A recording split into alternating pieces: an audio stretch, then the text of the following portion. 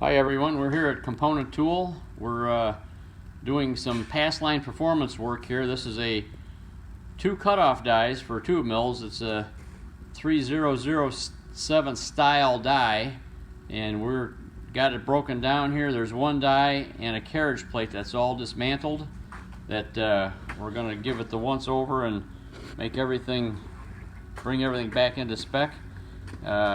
Here's every single part that came out of the die. If you're familiar with these dies, you recognize all these parts here because if you've done any maintenance yourself on them, you've seen every single one of them. It came from a die that was in that condition. We got this thing in here, and there's a few missing parts and a couple various things missing that's been cannibalized for another die on here, but we're going to be bringing that one back into spec as soon as we finish this other one here. But you see all these parts. Here's the carriage plate for it.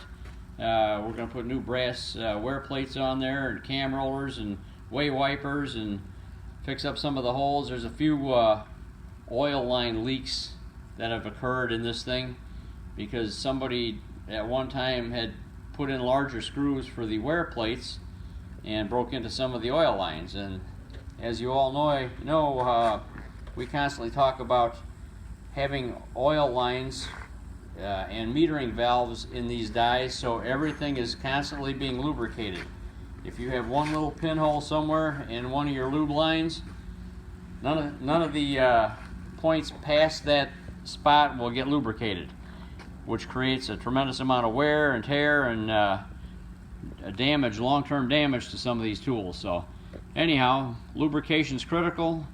We're going to find out what we've got to fix on this die here and get it back up and running, put it on the carriage plate.